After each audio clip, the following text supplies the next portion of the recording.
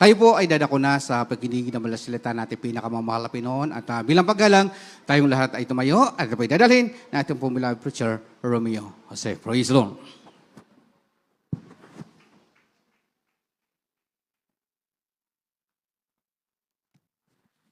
Amen. Praise the Lord. God bless sa ating bilang co-preacher Jose Revilla.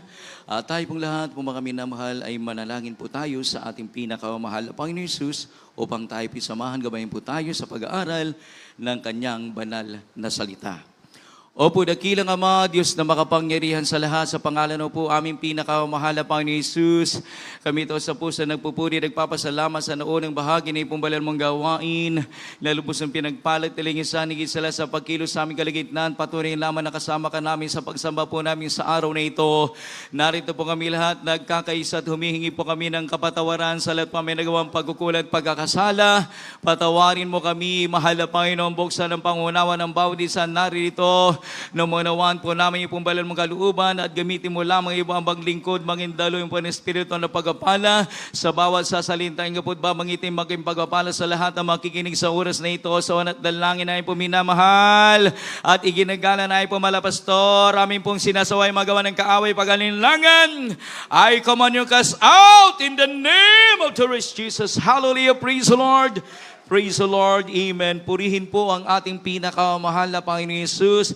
At kayo na po mga minamahal ay makaupo na sa inyong kinauupuan. Ngunit bago po ang lahat, akin pong ipinapaabot ang pinakamataas sa pagsamba, ang pinakamataas sa pagpupuri, paglalawalhati, ay bukod tangi lamang sa ating pinakamahal na Panginoong Jesus. At dobling paggalang at pag-alaala sa mabuting turo at aral iniwan sa atin ng ating beloved evangelist Pastor Wildy Estrada Almeda, beloved Honorable Stand Pastor Lina Comon Almeda, and the beloved Almeda Children and Family, sa lahat ng ating mga beloved co-workers, maging sa lahat na ginagamit sa balang labasan ng Diyos, sa lahat ng ating mga kasamang kapwa mga ngaral, sa lahat ng ating puminamal na mga kapatiran, baguhan, maluratihan, maging sa lahat ng mga webcast viewers na umaantabay, sumusubaybay sa gawain nito ng Jesus Miracle Crusade International Ministry. Magandang hapon na po sa atin lahat. Palakpakan po natin ang ating pinakamahal na Panginoong Jesus. Purihin po ang ating dakilang Diyos sa buhay.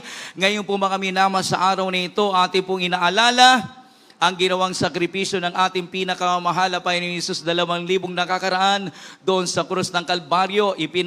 Ipinakita niya po ang wagas sa pagmamahal sa atin upang tayo po ay magkaroon ng kaligtasan, ang bawat sasampalataya at maniniwala sa kanyang banal na pangalan. Everybody shall praise the Lord. Kaya ang ating tatalakayin sa araw na ito, bigyan po natin ng tema, The 3 Days That Changed Everything. Ang 3 araw na nagbago ng lahat. Matthew chapter 12 verse 40. Amen. God bless you po, beloved preacher. Ito po ang sinasabi sa aklat ng Mateo, kabanatang 12, at ang talata ay 40. Kung paano ang pagtitipon sa mga pagsirang damo at pagsunog sa apoy, gayon din ang mangyayari sa katapusan ng sanlibutan. Amen. Amen. Matthew chapter 12 verse 40. Amen. Ito po ang sinasabi sa Mateo, kabanatang 12 at ang talata ay 40. Sapagkat kung paano si Jonas ay napasatian ng isang balyena na 3 araw at 3 gabi, at gayon ding mapapasa ilalim ng lupa na 3 araw at 3 gabi ang anak ng tao. Amen. Amen. Purihin po ang pagbabasa na banal na salita ng ating pinakamahal na Panginoon Jesus. Diyos po ang magpala. Ayon po sa ating damata, for as Jonah was 3 days and 3 nights, so the Son of Man will be 3 days and 3 nights in the heart of the earth. Kaya ayon sa ating nabasa po mga minasa talatang ito, si Jonas ay nalunok ng isda. Nanatili siya roon ng 3 araw at 3 gabi. At pagkatapos siya ay nilabas na parang bagong buhay. Ibig sabihin po mga minama, si Jonas ay parang namatay sa karanasan, pero muling nabuhay. Ganon din po ang ating pinakamahal na Panginoong Jesus. Si Jesus naman ay nasa libingan ng 3 araw. Ngunit siya ay muling nabuhay. Everybody shall praise the Lord. Kaya ang muling pagkabuhay ni Jesus ay nagbibigay ng pag-asa ng bagong buhay sa atin na sumasampalatay, naglilingkod, sumusunod sa Kanya. Everybody shall praise the Lord. Kaya po mga minamahal, 2,000 nakakaraan.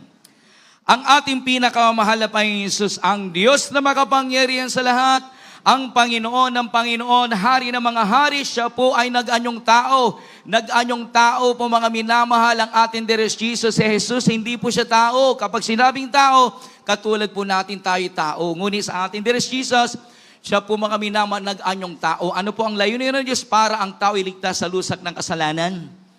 Kaya isinilang si Jesus, ginamit si Maria. Si Maria ay ordinaryong tao lamang. Isinilang si Jesus, siya ay lumaki. Paglipas ng panahon, sa kanyang paglaki po mga minamahal, siya po ay nilibot niya iba't ibang lugar. Nagpapagaling po siya ng iba't ibang uri na may sakit. Nagpapalaya po siya ng masamang espiritu. Nakita na marami mga tao na hindi niya magagawa ang mga bagay na iyon kung wala sa kanya ang kapangyarihan ng Diyos. Bagamat siya po ay gumawa ng mabuti, ngunit sa kabila ng ginawa niyang kabutihan sa maraming mga tao, siya po ay hinatulan ng kamatayan sa pamamagitan ng pagpapapako sa krus. Siya po mga minaman, nangyari na ganap ang mga bagay na ito, siya po ipako sa krus upang matupad ang banal na kasulatan. Si Jesus po mga minaman na sakripisyo, nagdusa, nilatigo, pinutungan ng tinik. Siya po mga minama ay namatay, ngunit ang ating Deres Jesus, hindi po siya nanatiling namatay, kundi sa ikatlong araw, muling nabuhay sapagat siya ang Diyos na makapangyarihan sa lahat. Palakpakan po natin ang ating pinakamahal na Panginoong Jesus. Kaya po mga minamal, minsan sa buhay natin, may mga sandali sa buhay natin na parang 3 araw. Panahon ng dilim, paghintay at kawalan ng kasiguruhan. Pero ang 3 araw ni Jesus ay may dalang pag-asa para sa atin lahat na nagsisipaglingkod sa Kanya. Palakpakan po natin ang ating Deres Jesus. Number 1, Day of Sacrifice. Araw ng pagsasakripisyo. 1 Peter chapter 3, verse 18. Dito po sa mga unang sulat ni Pedro, Kapitulo 3, versikulo 18. Sapagkat si Kristo man ay nagbata rin minsan dahil sa mga kasalanan, ang matuwid dahil sa mga di matuwid, upang tayo madala niya sa Diyos. Siyang pinatay sa laman, ngunit binuhay sa Espiritu. Amen. Amen. Kaya po mga minaman, napakapalad po natin dahil tayong lahat po mga minamahal, walang ibang ating sinasampalatayanan, pinaglilingkuran sa gawa nito, kundi ang ating Deres Jesus. Kaya sabi po sa ating nabasa, Christ suffered once for sins. He was put to death in the body. Kaya po mga minamahal, 2,000 nakakaraan. Ang sakripisyo ng ating pinakamahal na Panginoon Jesus, inako na po niya ang kasalanan ng mundo. Lahat ng kasalanan ng tao sa mundo, inako na po niya. Siya na po ang nagdusa, siya na po mga minama ang nilatigo. Siya na po ay nagpasa na napakabigat na krus. Siya po ay pinutungan ng tinik. Lahat ng sakripisyo, pagtitis, ginawa na po niya alang-alang upang ang tao ay magkaroon ng kaligtasan. Everybody shall praise the Lord. Amen. Kaya po mga minamahal, sa unang araw, si Jesus ay namatay para sa ating kasalanan. Ito ay hindi aksidente. Amen? Ito mga minama, ito po ay hindi aksidente ng ating Deres Jesus ay nag-anyong tao. Ito ay plano ng Diyos para sa kaligtasan natin. Kaya kung wala ang sakripisyo ni Jesus doon sa krus ng Kalbaryo, lahat po tayo itatapon lamang doon sa dagat-dagatang apoy ng impyerno. Ngunit salamat sa wagas sa pagmamahal ng ating pinakamahal na Panginoon Jesus. Lahat ng ating kasalanan, inako na po niya. Siya na po ang nagsakripisyo. Siya na po mga minamahal ang nagdusa. Siya na po mga minamahal ang nagsakripisyo upang tayong lahat na susunod, maglilingkod sa Kanya, sasampalataya at maniniwala sa Kanya, tayong lahat ay magkaroon ng kaligtasan. Everybody shall praise the Lord. Amen. Kaya tingnan po ninyo po mga minamahal, kahit wala ang tao, ang Diyos ay nananatiling Diyos. Amen? Ngunit kapag ang tao, wala ang Diyos sa buhay po nila, wala silang magagawa. Kaya lahat ng tao dito sa mundo, kailangan po natin ng Diyos. Kailangan po natin tagapagligtas, walang dilit iba kundi ang ating pinakamahal na Panginoon Jesus. Kaya mapalad po tayong lahat. Mula nang tayo po ay maglingkod sa ating pinakamamahal na Panginoon Hesus, sa pamagitan ng gawain nito, itinuro ng ating mga magulang sa Panginoon na walang ibang dapat sambahin, paglingkuran na lahat ng tao, kundi sa pangalan ni Hesus, sapagat siya lamang ang magbibigay ng kaligtasan. Amen. Everybody shall praise the Lord. Kaya po mga minamahal, kung may kasalanan ka man, lahat naman tayo ay nagkasala sa harapan ng Diyos. Tandaan po natin, binayaran na ito ng ating pinakamahal na Panginoon Hesus. Hindi ka na alipin ng nakaraan mo. Ibig sabihin, kapag ang tao, tinanggap niya ang Diyos bilang sariling tagapagligtas, magbabago ang kanyang buhay. Sabi na ikalawang Korintos 5:17. Kaya't kung ang sino man na kay Kristo, siya'y bago nilalang. Ang mga dating bagay ay nagsilipas na. Kaya kapag ang tao tumanggap sa ating pinakamahal na Panginoon, magbabago ang kanilang buhay, bagong pagkatao, ang nakay Kristo. Palakpakan po natin ang ating pinakamahal na Panginoon. Kaya sa gawain nito, yung mga patuto, narinig po natin kanina, na sila po mga minama nung panahon, wala pa po sila sa gawain nito, alipin sila ng kasalanan, pagmumura, pagsisinungaling, paggawa ng mga masamang gawa, sa paningin ng tao sa Diyos, ginagawa po nila. Ngunit nung sila po ay naglingkod sa Diyos, sila po ay lubusang binago. Lahat na lubos na binago ng Diyos, magsabing, praise the Lord! Amen. Salamat. Pagpalain kayo ng ating dear Jesus. Kaya po mga minamahal, mahalaga sa buhay ng tao na makilala niya ang buhay na Diyos. Mahalaga sa buhay ng tao na makilala niya ang tunay na gawain ng Diyos, sapagkat kapag nakilala niya ang tunay na Diyos, mapapatawad ang kanilang kasalanan, magbabago ang kanilang buhay, palatandaan na sila ay tagapagmana ng buhay na walang hanggan. Palakpakan po natin ang ating dear Jesus. And sabi ng unang 1:9, kung tapat natin ipapahayag ang ating kasalanan, tapat at banal siya na tayo patatawanin sa ating mga kalikuan o kasalanan, at tayo lilinisin niya sa lahat ng kalikuan. Kaya po mga minamahal, tayong lahat po mga minamahal na mga mananampalataya na binago na ng Diyos, pinatawad na po tayo sa ating kasalanan, huwag na po natin balikan ang kasalanan. Sapagkat ang sabi ng Hebreo 10:26, sapagkat kung sinasadya natin ang pagkakasala pagkatapos na ating matanggap ang pagkakilala sa katotohanan, ay wala nang haing natitira pa tungkol sa kasalanan. Tayo ay pinatawad na kasalanan, huwag na po natin balikan. Sapagkat, bakit po mga minama? Sapagkat wala na pong Kristo na bababa muli dito sa lupa para tubusin muli ang ating kasalanan. Minsan lamang bumaba ang ating dear Jesus para tubusin ang ating kasalanan. Sa kanyang muling pagparito, kukunin na po niya yung kanyang mga anak ng tapat na naglingkod sumunod sa kanya. Everybody shall praise the Lord. Amen. Kaya patuloy po tayo po mga minamal gumawa na mga bagay na ayon sa kalooban ng Diyos hanggang sa kanyang muling pagparito upang ikaw, ako, tayong lahat ay magkamit ng kaligtasan. Palakpakan po natin ating dear Jesus. Number 2 na po tayo, Day of Silence, araw ng katahimikan. Acts chapter 2, verse 27. Dito po sa aklat ng mga Gawa, Kapitulo 2, versikulo 27. Ito po sinasabing, sapagkat hindi mo iiwan ang kaluluwa ko sa Hades, ni titiisin man ang iyong banal ay makakita ng kabulukan. Amen. Amen. You will not abandon me to Hades. Sa ikalawang araw, tila tahimik ang lahat. Si Jesus ay nasa libingan, parang walang nangyayari. Pero sa likod ng katahimikan, may ginagawa ang Diyos. Lahat mo magsabing amen? Kapag tahimik ang Diyos sa buhay mo, huwag mawalan ng pananampalataya. Magtiwala kahit may pagsubok.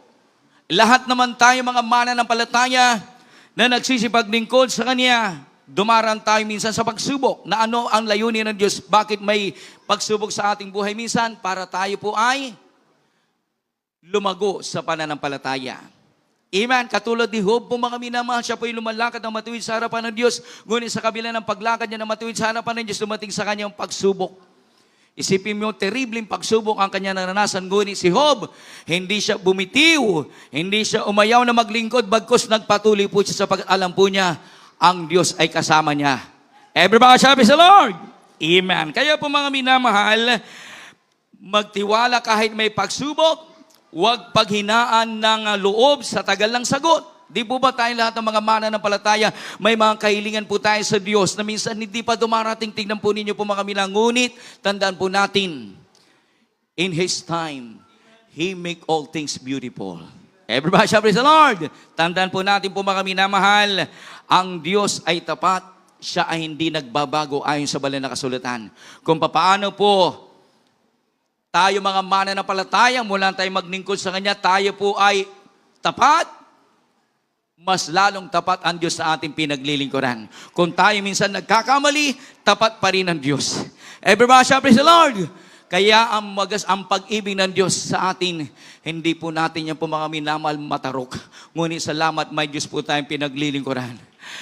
Amen? Kaya minsan tayo pinagkukulang, naunawaan po tayo ng ating pinakamamahal na Panginoon Jesus. Kaya kapag tayo nagkulang, huwag po nating dadagdagan, kundi punuan po natin ang ating pagkukulang. Everybody shall praise the Lord.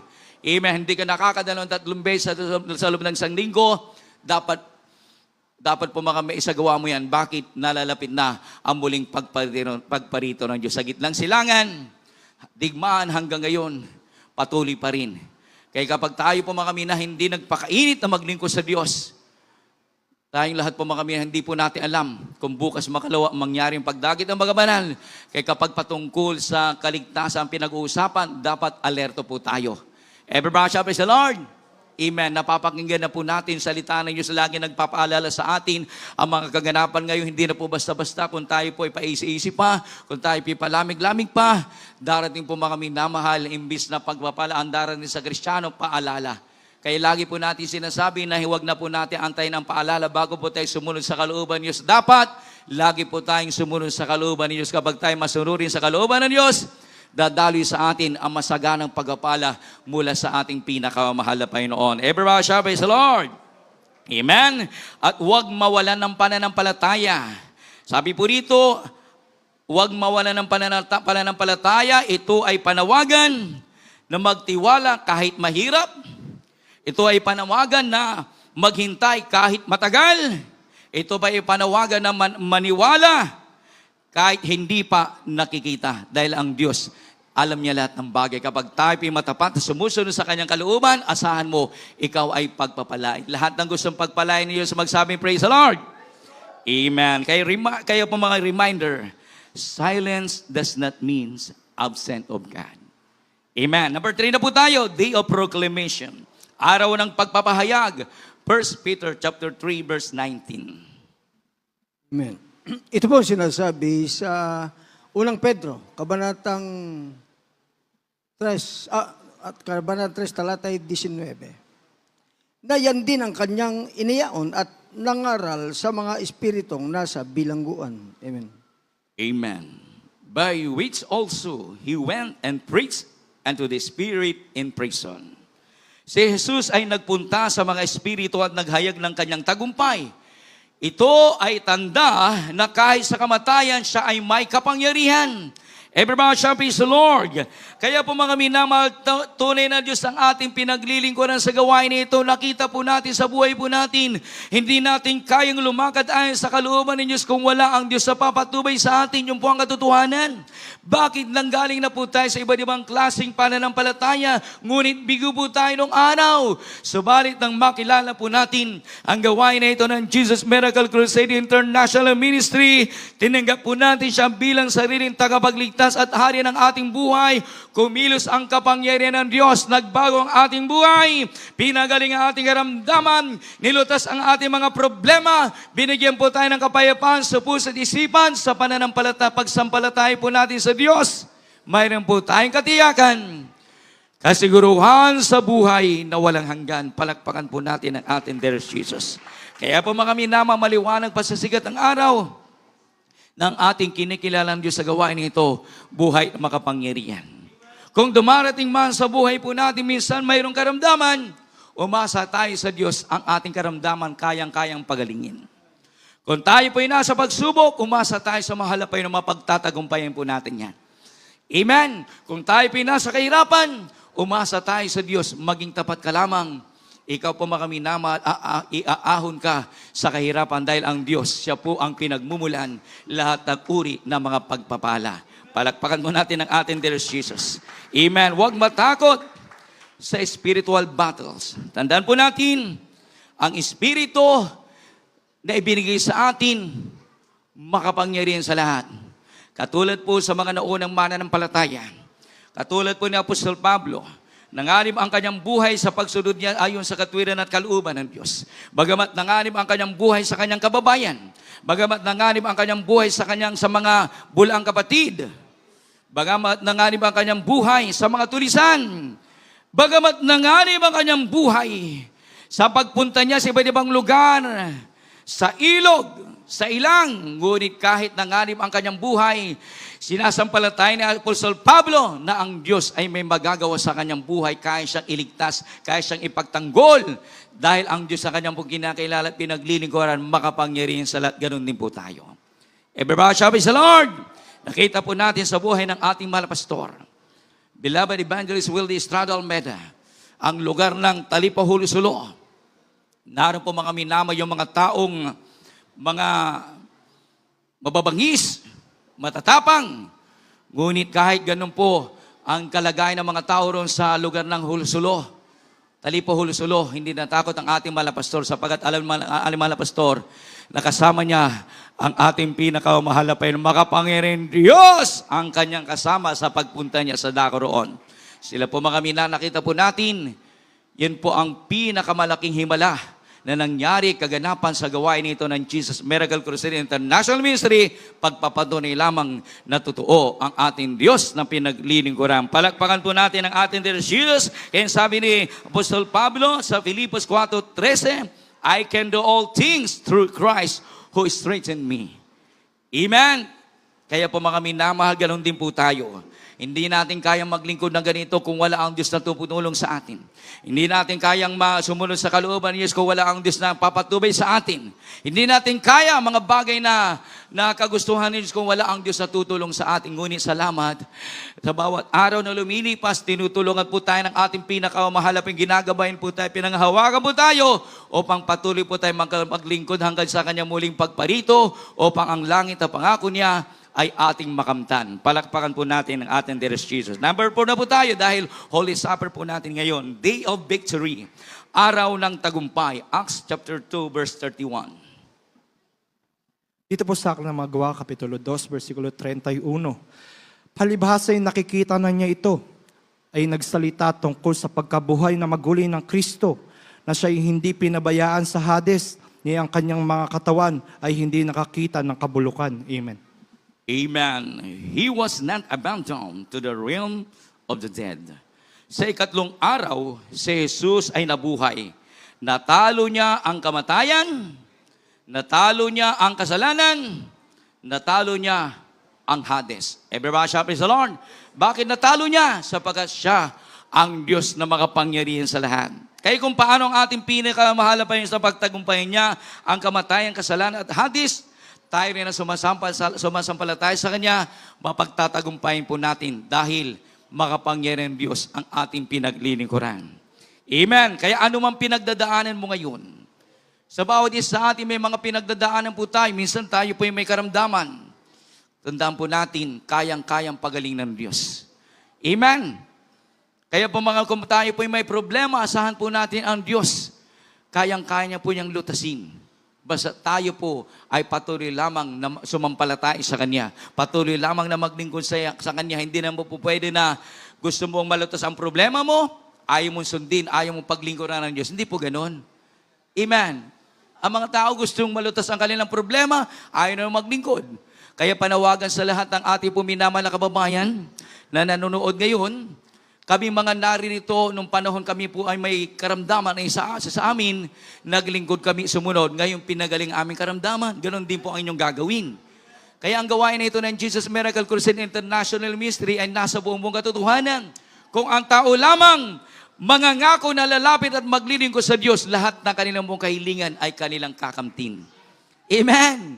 Kaya po mga kami, hindi pa huli ang lahat. Sa lahat ng mga kababayan po natin, nasa baling na karamdaman, maglingkod kayo sa buhay ng Diyos. Narito na ang Diyos sa makapangyarihan sa lahat ng ay pinaglilingkuran. Kayang-kayang pagaling yung mga karamdaman, kayang-kayang lutasin yung mga problema, kayang-kaya po kayong hanguin sa kahirapan para kayo lubos sa pagpalain. Everybody, praise the Lord. Lalo na sa panahon po natin ngayon, hindi po natin alam kung digmaan niyan po mga kami sabi ayon sa balita, maaring sisiklam ay 3 digmaan pandaigdig. Kung sumiklab yan po mga minamahal, marami maapektuhan. Kaya kapag ang tao hindi po niya nakilala ang tunay na Diyos, buhay na Diyos, paano siya iingatan? Wala siyang protection mula sa Diyos. Ngunit tayong lahat na naririto, salamat, nakilala po natin ang tunay na Diyos.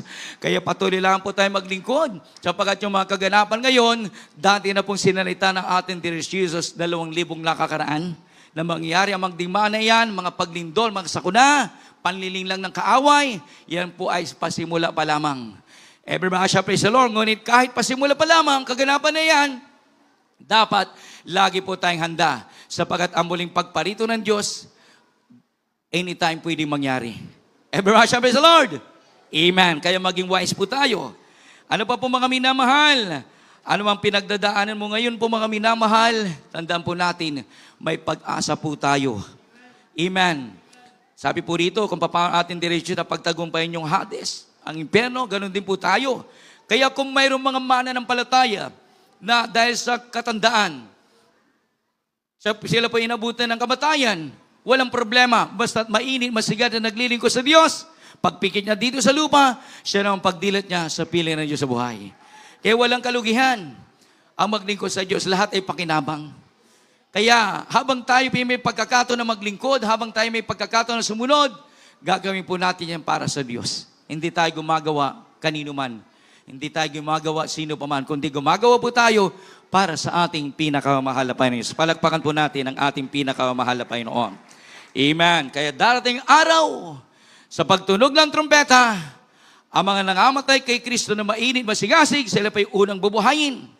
Ang kanila pong katawang may kamatayan, katawang may kasiraan, papalitan ng katawang walang kamatayan, walang kasiraan, sila po'y sasalapap. Ganon din po tayo na tiring buhay, na matapat na naglilingkod sa Diyos. Ang ating katawang may kasiraan, may kamatayan, papalitan ng Diyos ng katawang walang kasiraan, walang kamatayan, sasalapap din at sa Panginoon magpakailan paman. Palakpakan po natin ang ating dear Jesus.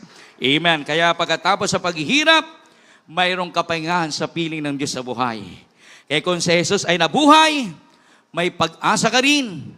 Ako, tayong lahat sa buhay na walang gan na pangako ng Diyos. Huling bersikulo na po tayo. Revelation chapter 1 verse 18. Dito po sa aklat ng Apokalipsis, Kapitulo 1, versikulo 18. Ito po sinasabi, at ang nabubuhay, at ako'y namatay, at narito, ako'y nabubuhay magpakailanman, at nasa akin ang mga susi ng kamatayan at ng Hades. Amen. Amen. I am the living one. I was dead, and now, look, I am alive forever and ever, and I hold the keys of death and Hades. Everybody shall praise the Lord. Si Jesus ay buhay magpakailanman. Hawak niya ang kapangyarihan laban sa kamatayan. Kaya ang ating tagumpay ay sigurado sa Kanya.